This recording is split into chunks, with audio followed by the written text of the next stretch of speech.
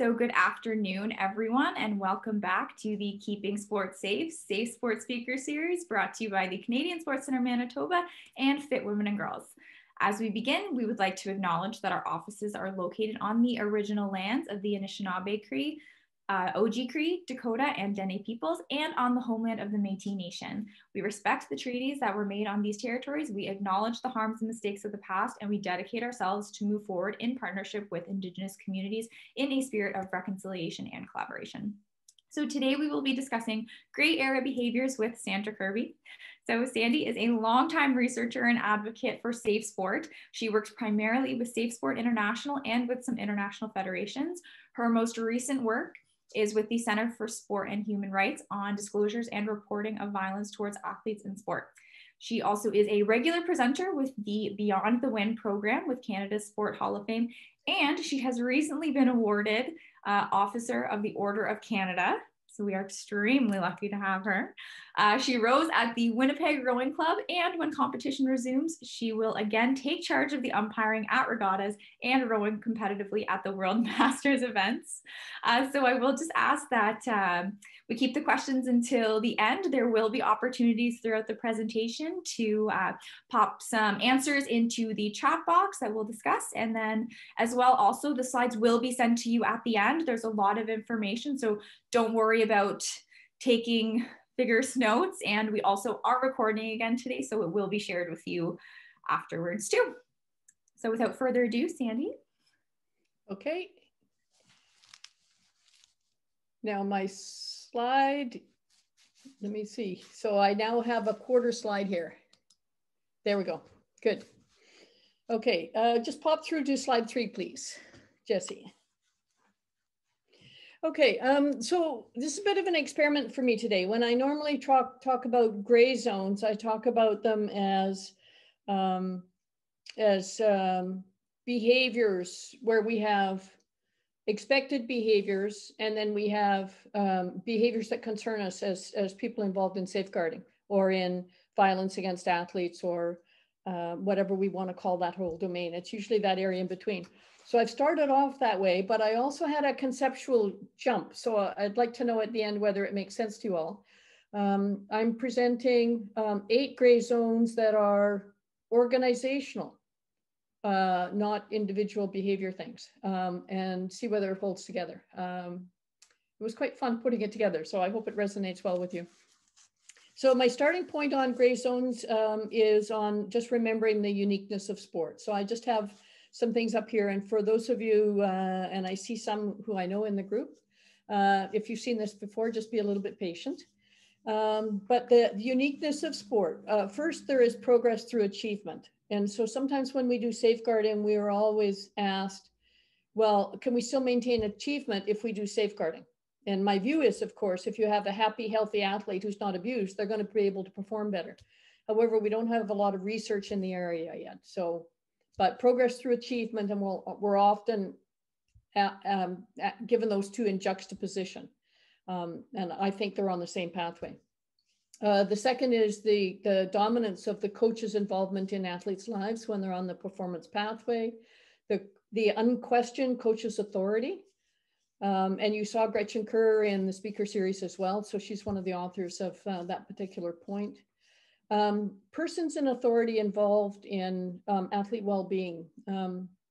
I know that we have, when we put athletes at the center of the page and we look at all of the people who are invested in the performance of that athlete, there are a lot of persons in authority around any individual athlete.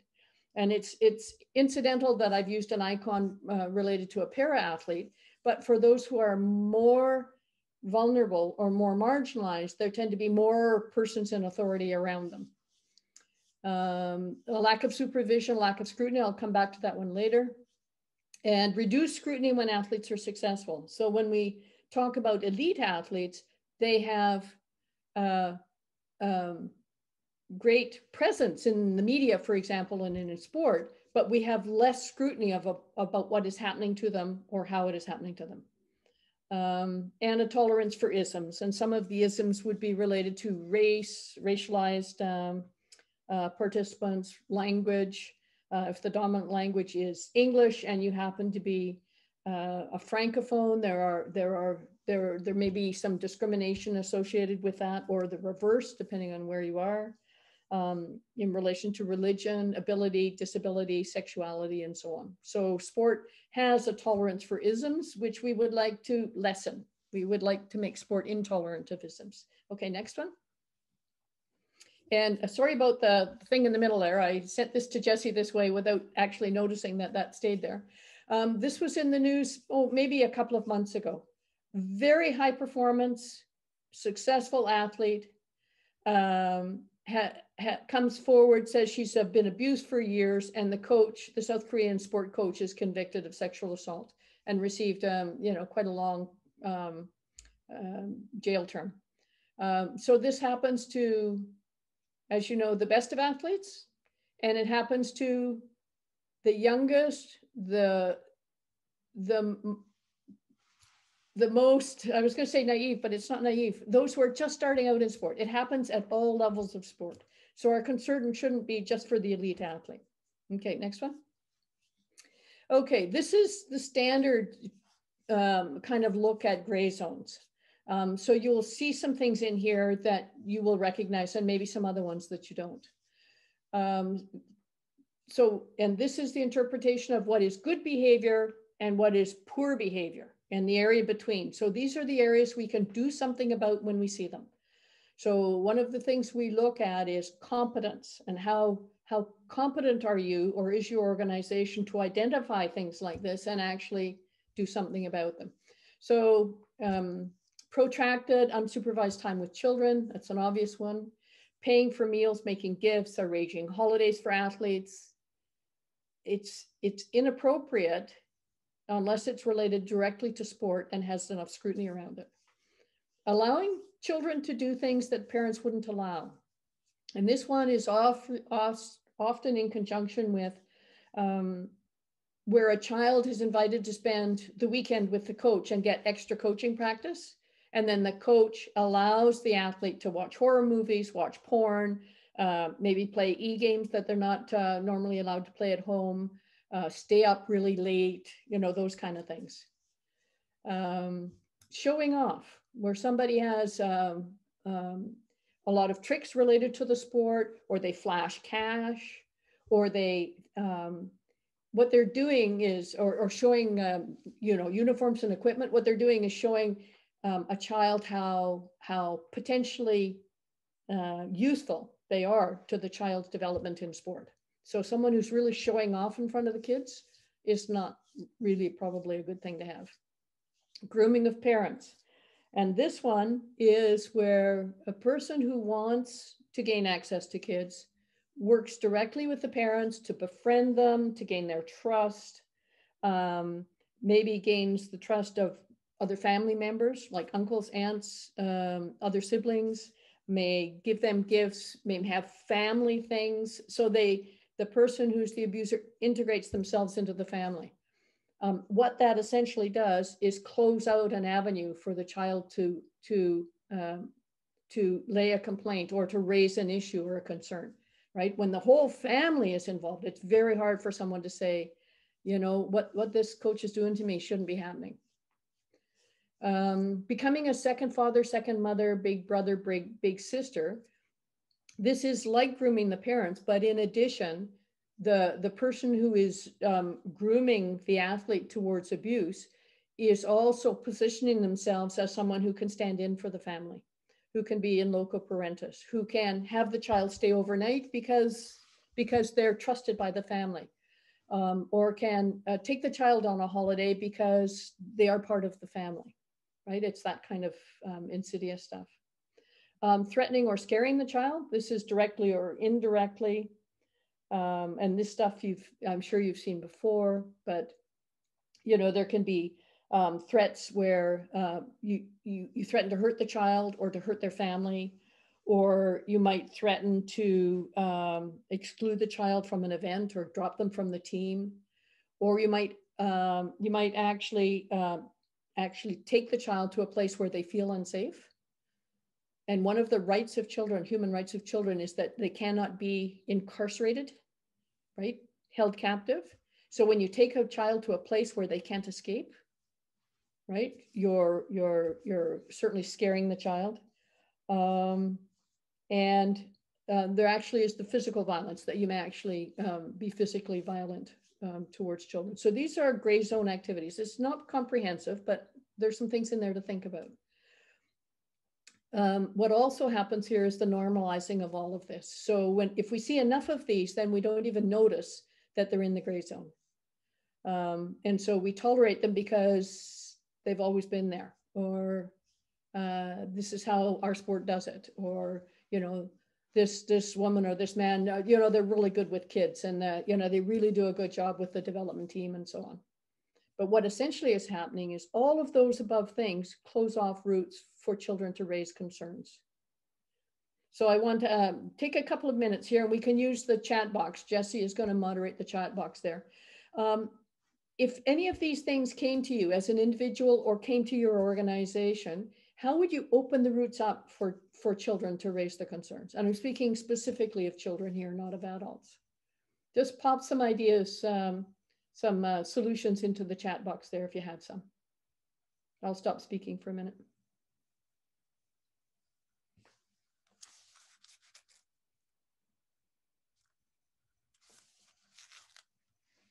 I'm hoping you have some ideas here.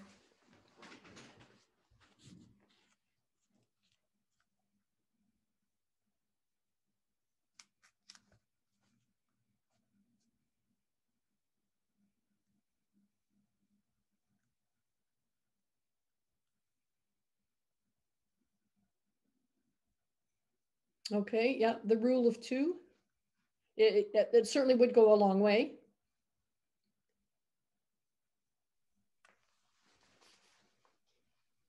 With children under provincial legislation, there are some specific reporting requirements to authorities, so CAS and police. Yep. Yep, for sure.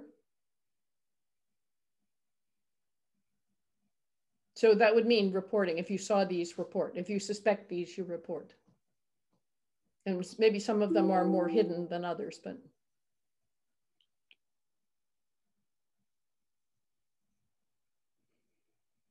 Okay, what I tried to paint here was a picture where with the gray zone behavior, there's little room for a child to move. And with all of that, if you think of all of the entourage around an athlete, and all the persons in authority and the coach and so on, you think of that all around an athlete, and you have these things happening. The child has no one to turn to, but also no one who will now understand. They feel isolated, and more dependent than ever on the person who is grooming. So that's that dynamic there. Yeah, Sandi, I will add too, there was another comment about educating parents around the appropriate role of the coach. So not a pseudo family member. Yeah, excellent. And where you have parents who are being groomed, sometimes it's because they really want the very best for their child, and they see this as an opportunity for their child to achieve their dreams. And because of it, if the child becomes an abused child, the child can't go back and destroy their parents' dreams for the child, right? It's one of these convoluted things. Yeah, educate the parents about this. Yeah, no one should stand in their stead in relation to their children, for certain. Okay, let's go on to the next one, and we'll try out the experiment now for the gray zones. Don't worry about all the wording, as Jesse said, you're going to get all of this. So there are 8 gray zones that I've identified that I think are problem areas in how we're approaching sport. And I know that some of you are positioned organizationally to actually have some impact on some of these. So I'm hoping some of it presents some takeaway messages for you. Okay, so the first of the gray zones, these 3 are related to what happens internationally and what happens locally. This comes a little bit from my experience with Sport Manitoba as well, that when all kinds of things happen internationally or even nationally, by the time it gets to, Sport Manitoba, the PSOs and the club, they have a sense that they're being told to develop policies and to have procedures, but they don't have the expertise in general to be able to move those forward. The expertise has to be brought in. A lot is happening at the international level. And I've used, for example, here the IOC, the International Paralympic Committee, and any of the international federations. But how that comes to the NOCs and to the National Olympic and Paralympic Committees, there's kind of a gap there. But there's certainly a gap between what happens internationally and where we row in the morning at my particular club. So those gaps there are one of the gray zones. So if I can take you to the first gray zone 1, the gap between IFs, IOC, and IPC, and what happens in a country based on different laws, different customs, different practices, different regulations or lack of regulations, and a lack of understanding of the importance of safeguarding. So there's a huge gap there. And we can say, well, that's you know, that's other countries. Canada has its act together. Well, in what I've said, Canada has a lot of gaps when we look at different sports. Some sports are very well organized and others are not. And we certainly have different cultures, different practices, different regulations in different places, different ways in which this is understood. So the solution is to identify the gaps that concern you and find a way to bridge them, right?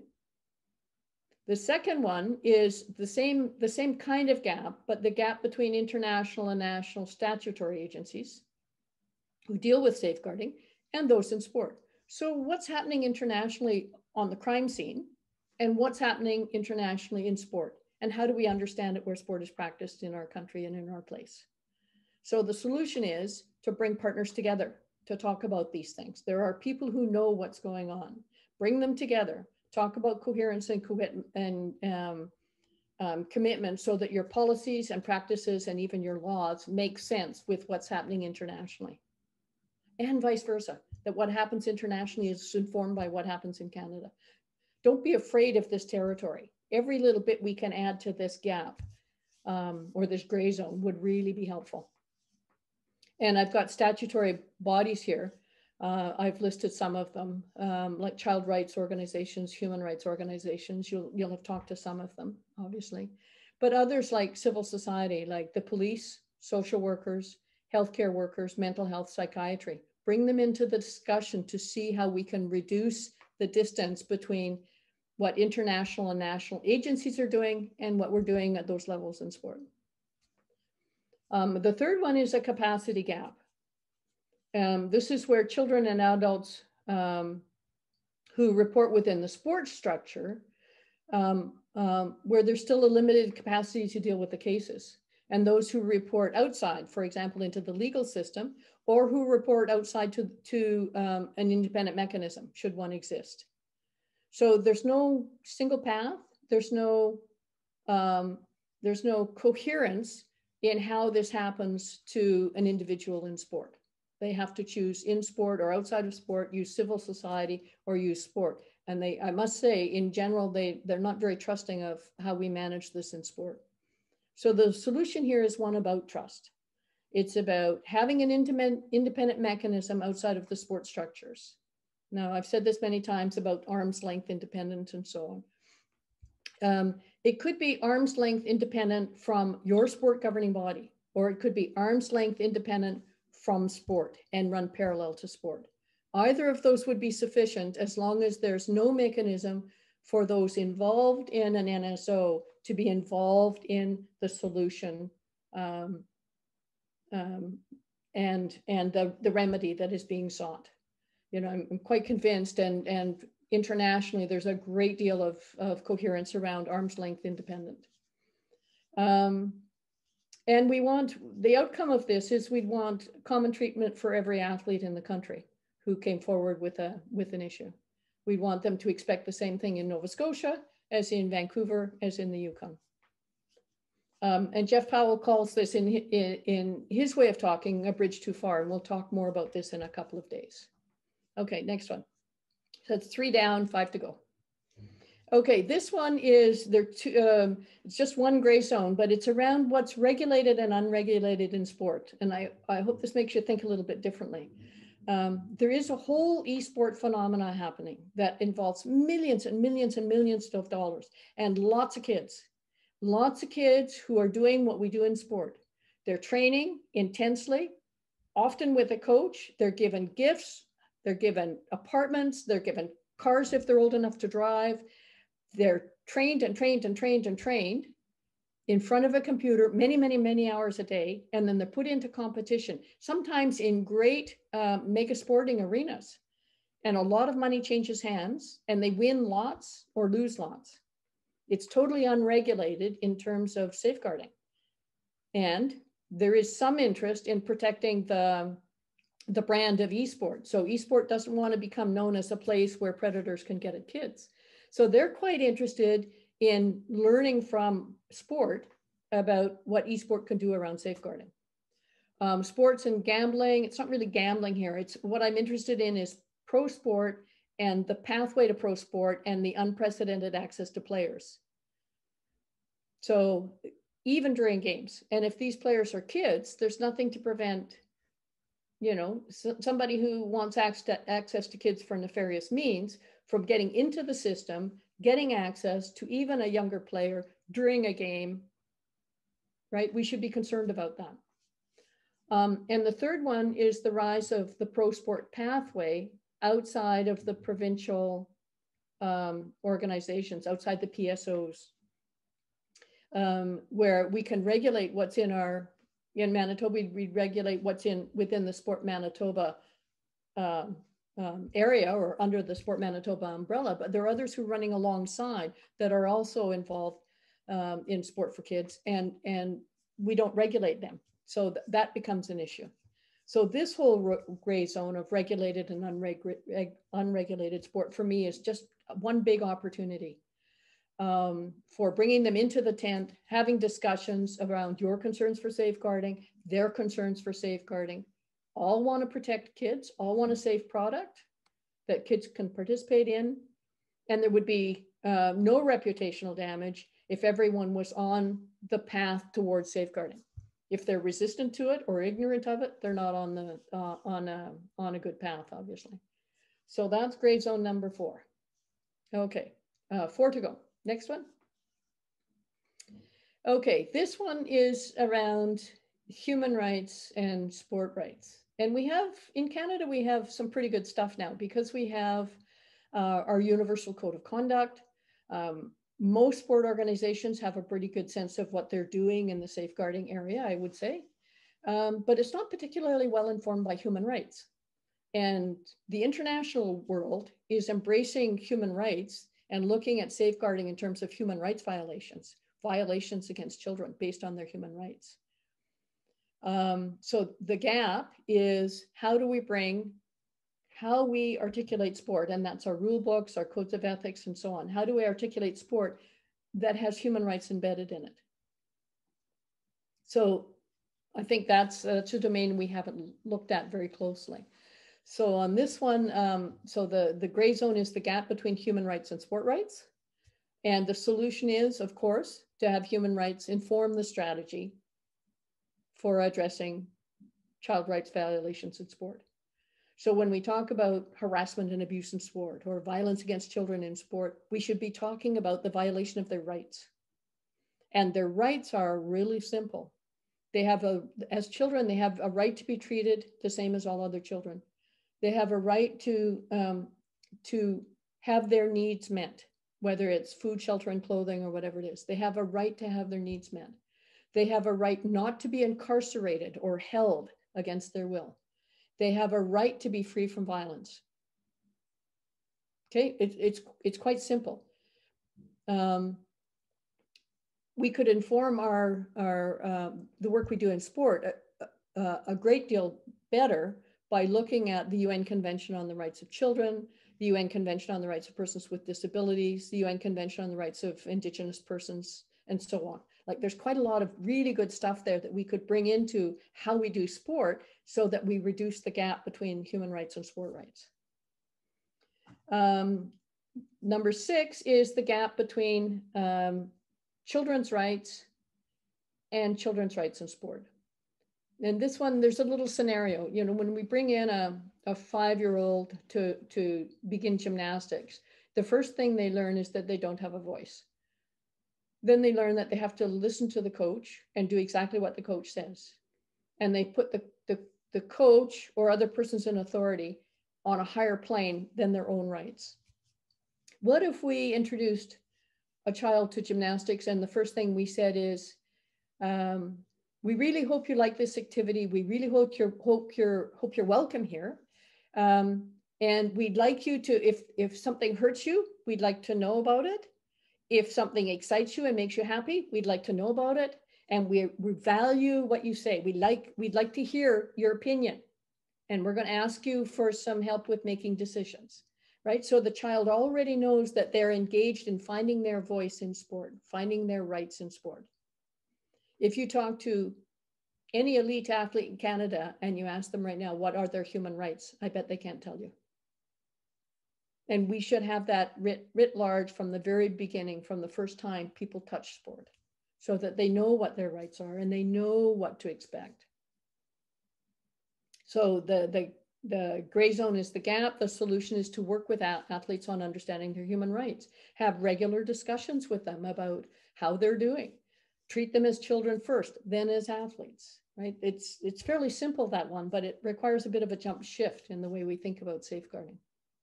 Okay, 2 to go. Okay, this one, I'm doing some work here with the Center for Sport and Human Rights on disclosure and reporting. So some of this comes from our work there, but I think it might help you to think differently about how reports come forward, or where disclosures come from, and who should be doing and why they don't, or why do we not have very much reporting, and so on. So first is that it's always an adult's responsibility to report. When you look at our policies, we tend to sit back and wait for the athlete to say, to tell a friend, to tell a coach, just tell someone they trust, and then the process kind of begins to go from there. It is never, ever the responsibility of a child to have to report their abuse. It is always an adult's responsibility. When you go to adult safeguarding, I would say the same thinking continues, that the person who is abused is the least likely to be saying anything about it. And so that's where we, as people around it, can really close in and be helpful. It is our responsibility to be engaged in that. Don't wait. It is our responsibility. There's a gap between protecting children and protecting all in sport. So we tend to do a lot about safeguarding children, and we should be talking about protecting everybody who's engaged in the sport, protecting coaches, umpires, administrators, parents engaged as volunteers, and so on, right? Everyone deserves protection in the sport environment. I'm glad we're focusing on children because they are more vulnerable, but that doesn't mean we need to ignore everyone else in the sphere. There's a gap between protecting organized sport and protecting those in it. And sport organizations will tell you, when a case comes forward, it's like an oh my God moment. And this is exactly the dilemma that comes up is, are we protecting sport? Will our sport survive it? When the first duty is obviously to protect those in it, to protect the people. And they're not antithetical. If a sport organization is progressive and in an environment where safeguarding is developed and being considered regularly, then organized sport should not be at risk. We will get there.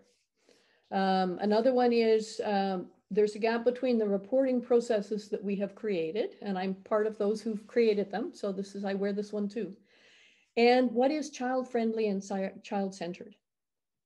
So none of us have ever really asked the children, or even the just over 18 athletes, whether these processes make any sense to them. If you had a case, would you report it this way? Or who would you talk? How would you do that? And how would you trust that? We've never actually engaged in that discussion. So our processes tend not to be very child-friendly. And when we look at them, they don't actually provide for someone to support a child as they go through the process consistently. Like we're not concerned enough to have the child absolutely continually supported through.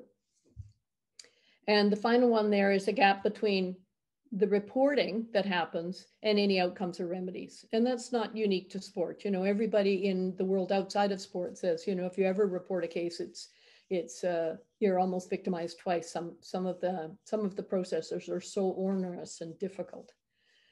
We don't talk near enough about remedies and what they would look like, and that's for the person who's the victim, but also the person who is reported on, and the outcome even of a mention of a report can be really damaging. So we need to do a lot of work here. Okay, next one. So on the 7th, this one is the gray zone of the gap in disclosing and reporting. The solution, I have 4 points here that might be helpful.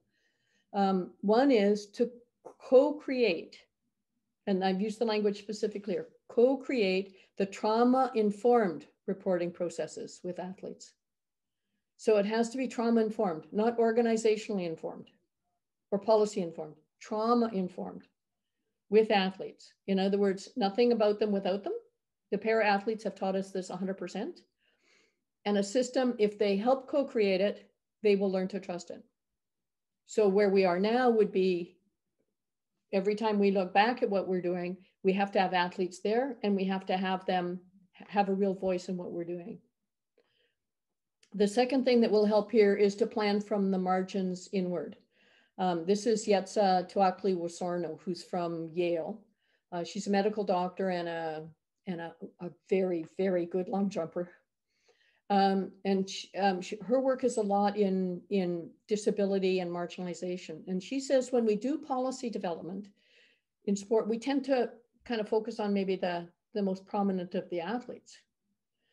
Where we should be focusing is the most marginalized of the athletes, or marginalized of those in sport, if you will.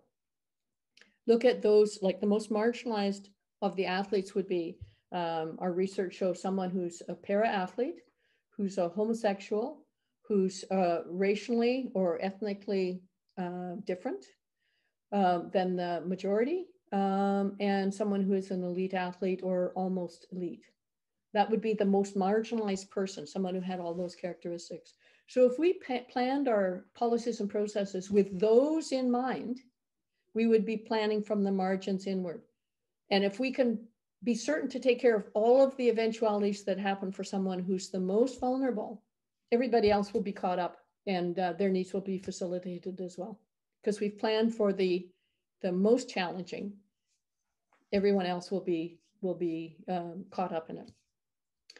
The third is here to consult with what's going on in other spheres, to look at what they're looking at in terms of reporting mechanisms and how they gain trust in their reporting systems. There's quite a lot of good work going on, but it's not, some of it is inside sport, but not much of it. We've just done a scan looking at UNICEF.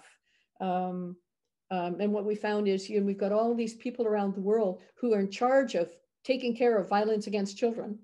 And we said, well, what about sport? And they never have looked at sport. Sport hadn't entered into their mind as a place where children would experience violence.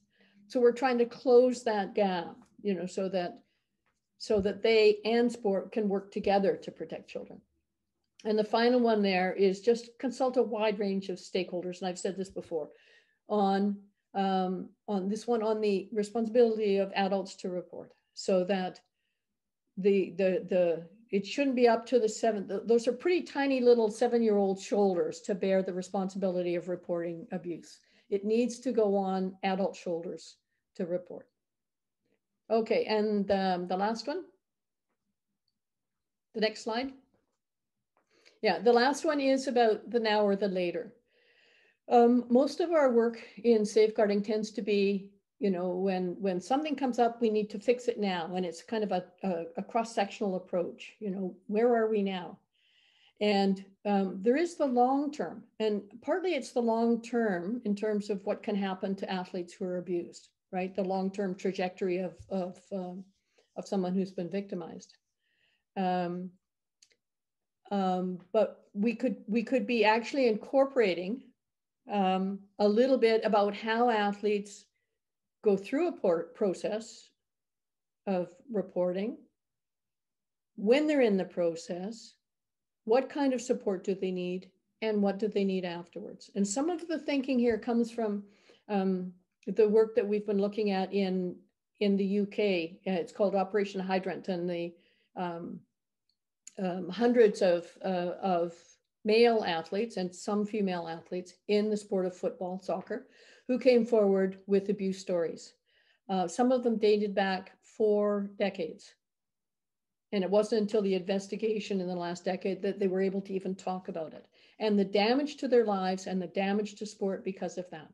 So this gap here is about helping athletes through, but also helping them through and sport through in the long haul.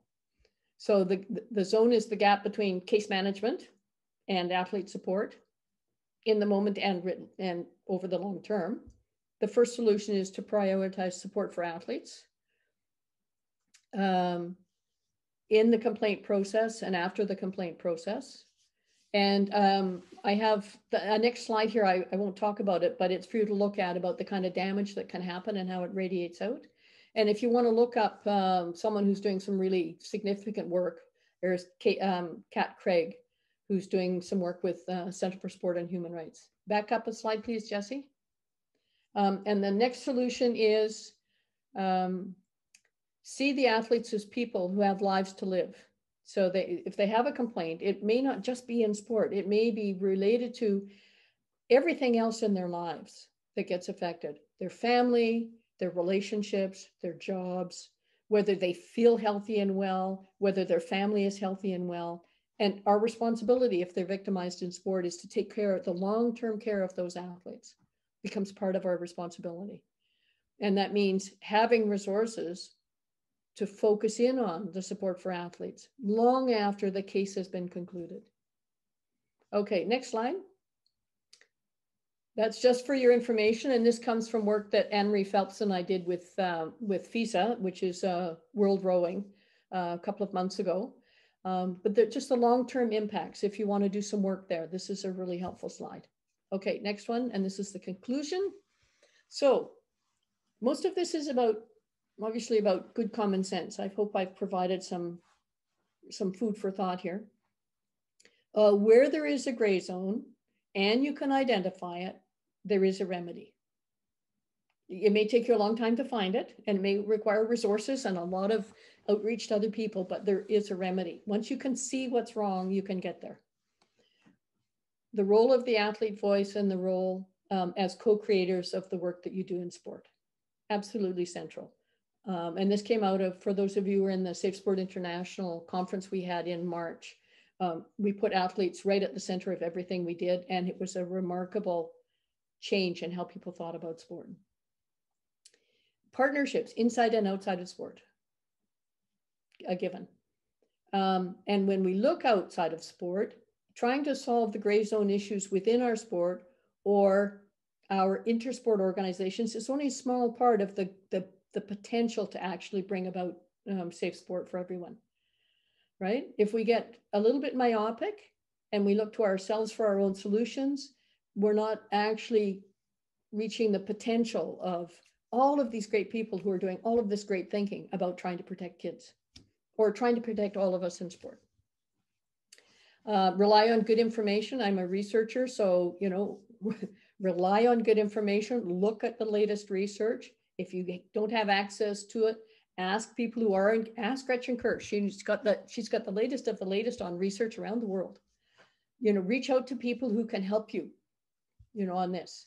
Link national and international and local in ways that make sense to you.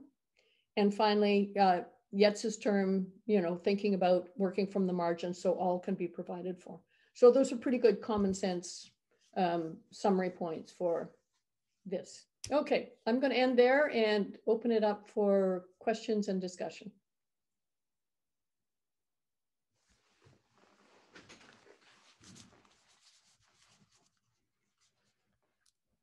So let me ask first, did it resonate with you? Did the 8 points there, did they resonate with you? Does it make sense to talk about gray zones as these gaps, organizational gaps or thinking gaps? Bill, you can go right ahead there. Do you have a question? Okay, thanks very much. Thank you, Sandra. That was wonderful. Yes, it did resonate with me and specifically around your gaps. So thank you. one of the points that struck me the most was that you said our solution is to co-create the trauma-informed reporting process with athletes. So trauma-informed as opposed to organizational-informed or process-informed. I come at the safe sport world from organizational behavior as a researcher and practitioner, and I don't even really know what you mean by trauma informed. So if you could talk a little bit more about that, please, and maybe if you could give me some references so I can read up more on what trauma informed would be. Yeah, I can. I would leave a couple of references with Jessie, and she can attach them to the document when she makes sure everyone has access. So trauma-informed would be to look at it from the, so individuals or groups who are victimized by something or who have experienced trauma, and how they then move forward, to use that as the starting point. So one of our best starting points is, for example, the medical people who recognize trauma and then handle it in that way. Psychologists deal with trauma and they know how to, for example, when we have someone who has an experience of violence that is so traumatic that the smell and sound of what happened in that moment is enough 10 years later to trigger them back into the same experience. So it's that kind of stuff. So there are a number of people around us who have those skills. I'm not one of them. I'm certainly not one of them. But bringing those people into our sphere so we better understand how to move athletes along the pathway to good health certainly seems to me to be a place to start. Okay, so I'll put a little package together. Yetsa Tuakli Wasarno will be at the center of it. She's done quite a lot of work in this area. Thanks very much. References, yeah, for sure. I do have a question in the chat box here. What do you suggest for helping the legal framework in place catch up to your proposed approach? So for example, shifting from the current policy-based focus to human rights focused. God, I wish I was a legal expert. It is the legal people that are bringing this forward and saying, you know, when someone goes through a case, we have to respect their rights as they go through it. And it's not just the legal practice that should guide it. It should be informed by their rights.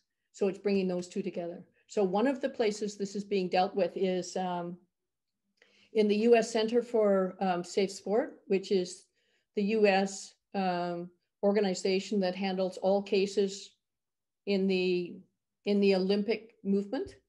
It handles all cases of abuse. They all go to the US Center for Safe Sport, and then those related to sexual violence are hived off and managed in their own way. And the legal people around are being highly critical of the way in which individuals experience the reporting process. So it is by bringing the legal people and those who work in sport to bring them together to talk about that intersection to make sure that both are happy with the outcome. I don't think we have to change the legal framework. I think we have to change the way people in law understand sport and understand violence against individuals. And you know they're struggling with this in domestic violence, for example, or in the realm of consent. You know, can you consent if if you've had 8 drinks in an hour and you can't get a word out? Is that okay? You know, the legal system is struggling with these too. We should be working with them to better understand it. That's the best I can do for now. Make sure we have legal people in the discussion, but make sure that everything about reporting is not legalized, right? They have to have room to move as well within what they know.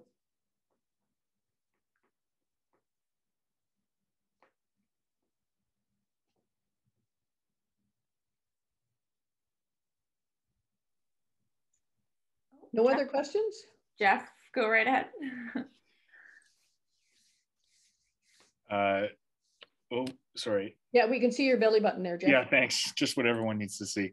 You know, Sandi, I was just curious because you and I have shared a number of conversations on this topic before, and the term that came back to me was the idea of sport justified behavior that we've talked about before, and that we allow or permit all sorts of interactions in sport that we would never accept in our professional or family or personal lives. And you know, when I think of some of these behaviors that we might classify as gray zone, it seems to me that it's transitioning what have traditionally been sport justified but are not societally justified into not at all justified in sport. And I guess I'm curious if you have any thoughts on that language, or how we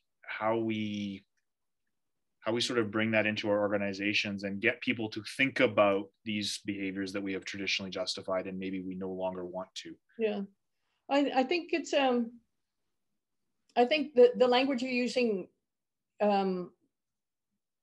like sport justified, actually is reasonably good language. And a lot of what is sport justified actually makes a lot of sense for the world of sport. And we do sport pretty well. But where it goes wrong, it can go really wrong. But the message here today is about getting others to understand sport as well, like getting others to understand what is justified in sport.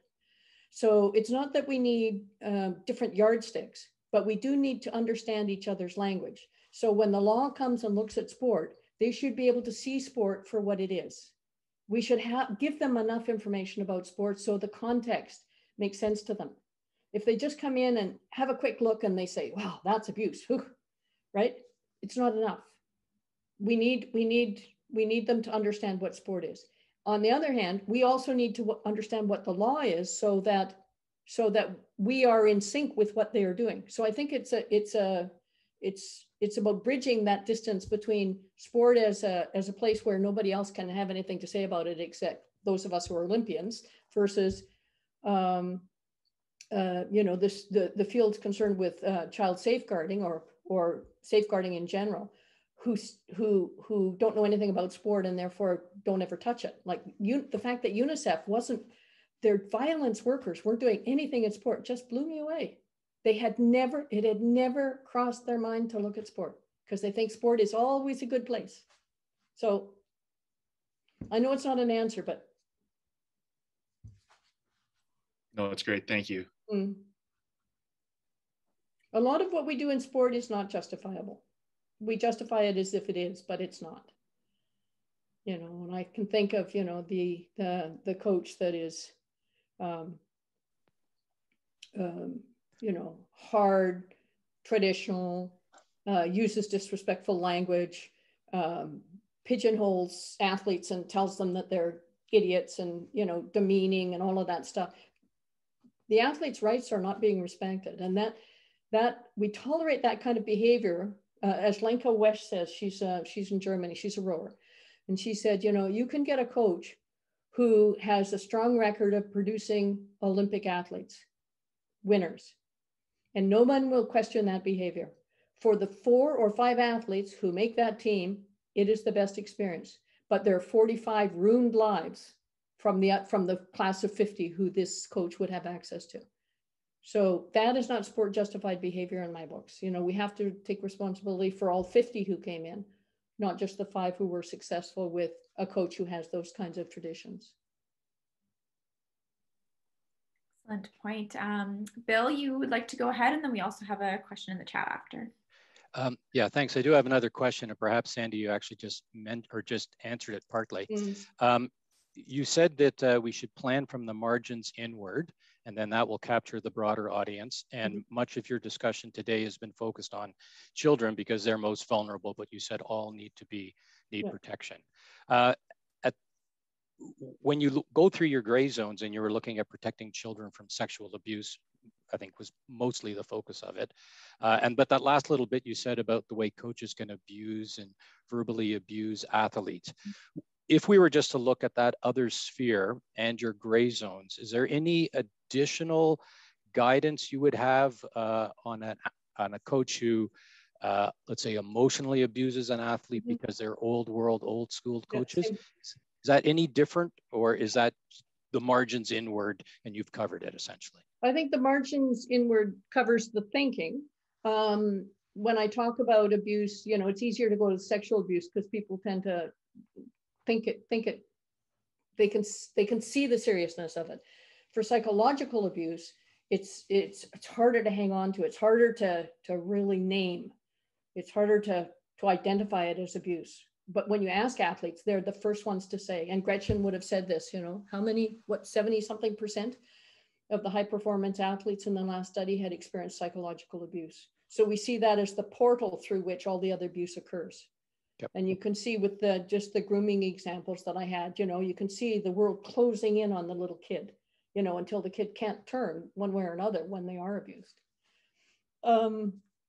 So I think what I've tried to do is incorporate all kinds of abuse and neglect.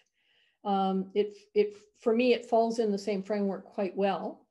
We need many, many more discussions on that, and on the remedies might be quite different. Okay. And we tend to have a one path.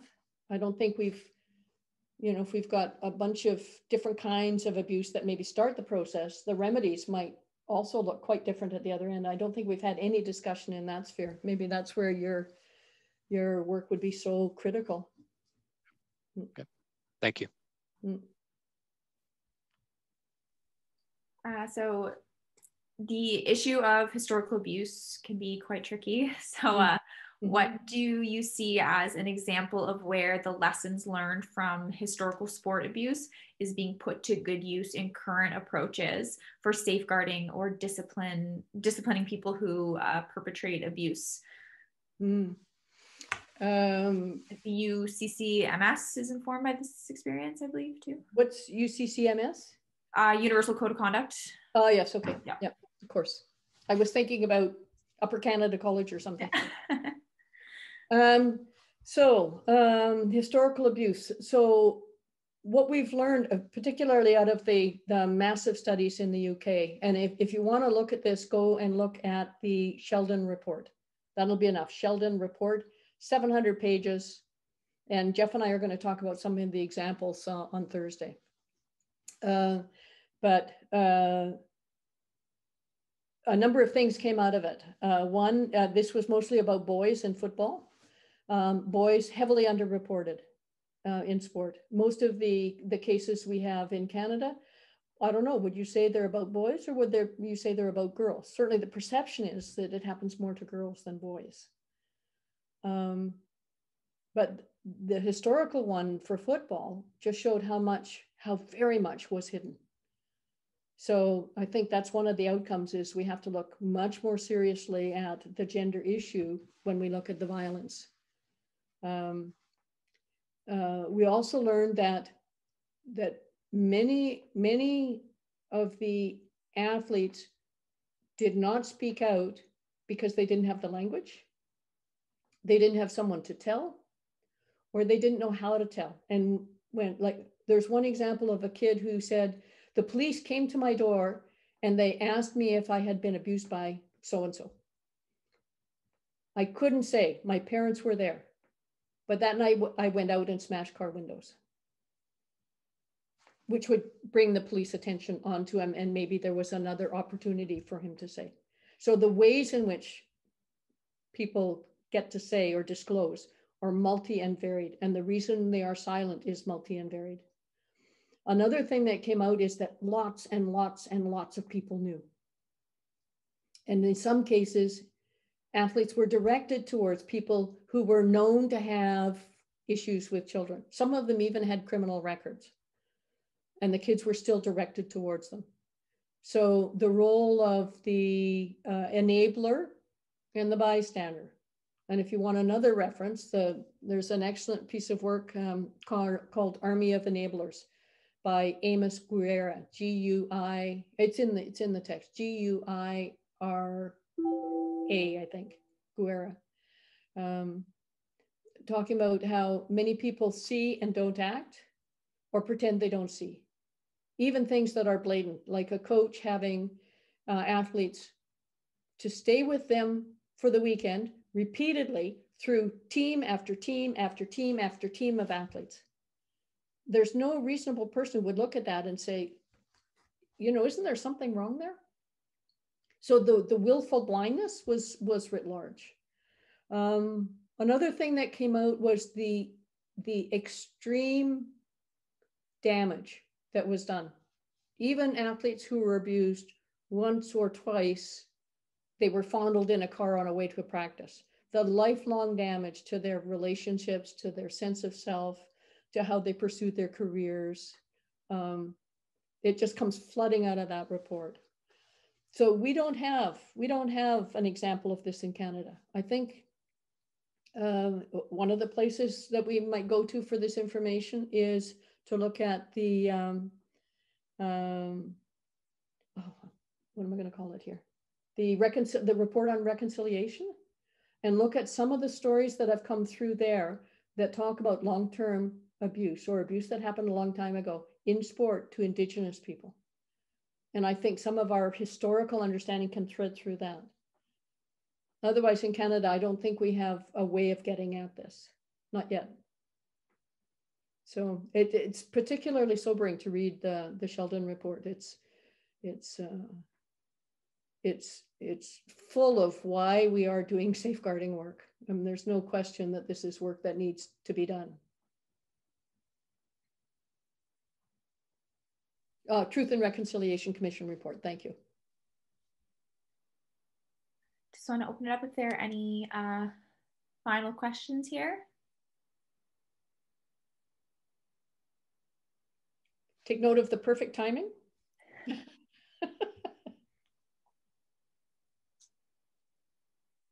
Okay. All right. Well, if that's all then, Sandi, thank you so much for joining us today. Looking forward even more to your presentation on Thursday. Everyone, thank you for attending. We hope to see you tonight, tomorrow, Thursday.